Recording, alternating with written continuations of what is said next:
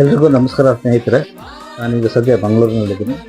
ಮಂಗಳೂರಿನ ಆಟೋ ಚಾಲಕರ ಸಂಘದಿಂದ, ಸರ್ವಧರ್ಮ ಆಟೋ ಚಾಲಕರ ಸಂಘದಿಂದ ಎಲ್ಲ ಮುಸ್ಲಿಂ ಬಾಂಧವರಿಗೂ ಎಲ್ಲ ತಂಡಗಳಿಗೂ ಇಫ್ತಿಯಾರ್ ಕೂಟ ಏರ್ಪಡಿಸಲಾಗಿದೆ.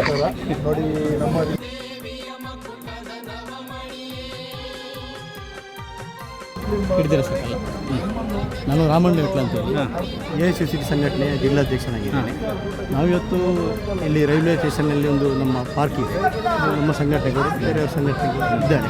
ಎಲ್ಲರೂ ಒಟ್ಟು ಸೇರಿ ಇವತ್ತೊಂದು ಸೌಹಾರ್ದತೆ ದಿನ ಇಫ್ತಾರ್ ಕೂಟ ಅಂತ ಮಾಡುವಾಗ ನಾವೇನಾದರೂ ಖುಷಿಯಾಗಿದೆ. ಯಾಕಂದರೆ ಈ ದುಡಿಯೋ ವರ್ಗ ಯಾವತ್ತೂ ಕೂಡ ಇದನ್ನು ಆತಂಕದಲ್ಲಿದೆ. ಯಾಕಂದರೆ ಇಡೀ ದೇಶದಲ್ಲಿ ಕಾರ್ಮಿಕ ವರ್ಗ, ಅದರಲ್ಲಿ ಎಲ್ಲ ಗಲಾಟೆ ಏನಾದರೂ ಕೂಡ ಪ್ರಥಮವಾಗಿ ಬಲಿಯಾಗುವುದು ಕಾರ್ಮಿಕ ವರ್ಗ. ಆ ಕಾರ್ಮಿಕ ವರ್ಗಕ್ಕೆ ಈ ಸೌಹಾರ್ದತೆಯಲ್ಲಿ ಮುಖ್ಯವಾಗಿ ಭಾಗವಹಿಸುವಂಥ ಅಗತ್ಯ ಇದೆ. ಅದಕ್ಕಾಗಿ ನಾವು ಇಂಥ ಕೂಟವನ್ನೆಲ್ಲ ಮಾಡುವಾಗ ನಾವು ಅದು ಬೆಂಬಲ ಕೊಡ್ತೇವೆ. ಅದಕ್ಕೆ ನಾವು ಇವತ್ತು ನಮ್ಮ ಇಡೀ ದೇಶದಲ್ಲಿ ಈ ಸೌಹಾರ್ದತೆಯನ್ನು ಬಯಸದೇ ಇದ್ದರೆ ಈ ದೇಶ ಉಳಿಯುವುದಿಲ್ಲ.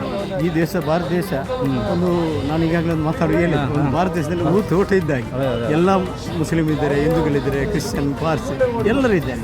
ಎಲ್ಲರೂ ಕೂಡ ಒಟ್ಟಾಗಿ ಬಾಳಿದರೆ ಮಾತ್ರ ಅದು ಭಾರತ. ಅದಕ್ಕಾಗಿ ಭಾರತ ದೇಶದ ಪರಂಪರೆ ಇದನ್ನು ಎತ್ತಿ ಇಡಬೇಕು. ಸೌಹಾರ್ದತೆ ನಮಗೆ ಭಾಳ ಮುಖ್ಯ ಅಂತ ಹೇಳಿ, ಜಾತ್ಯತೀತ ರಾಷ್ಟ್ರವಾಗಿ ಉಳಿಬೇಕಾದ್ರೆ ಸೌಹಾರ್ದತೆ ಬೇಕು. ಸೌಹಾರ್ದತೆ ಇಲ್ಲದ್ರೆ ಅಭಿವೃದ್ಧಿ ಆಗುವುದಿಲ್ಲ. ಈ ದೇಶ ಸಂಪೂರ್ಣವಾಗಿ ಇಷ್ಟೆಲ್ಲ ಆಗಲಿಕ್ಕೆ ಕಾರಣ ಈ ಹೋಗುವಲ್ಲಿಂದಾಗಿ ಜೀವ ನಷ್ಟ ಆಗಿದೆ, ಆಸ್ತಿಪಾಸ್ತಿ ನಷ್ಟ ಆಗಿದೆ. ಮತ್ತು ಒಬ್ಬರನ್ನು ನೋಡಿದರೆ ಇನ್ನೊಬ್ಬರಿಗೆ ಆಗುವುದು, ನಮ್ಮ ಅಭಿವೃದ್ಧಿ ಆಗಲಿಕ್ಕೆ ಸಾಧ್ಯ ಇಲ್ಲ. ತಾವೊಂದು ಸೌಹಾರ್ದತೆ ಇಲ್ಲದ್ರೆ ಎಲ್ಲರಿಗೂ ಒಳ್ಳೆಯ ರೀತಿಯಲ್ಲಿ ಬದುಕಲಿಕ್ಕೆ ಅವಕಾಶ ಇದೆ ಅಂತ ಹೇಳಿ. ನಮಸ್ಕಾರ. Thank you.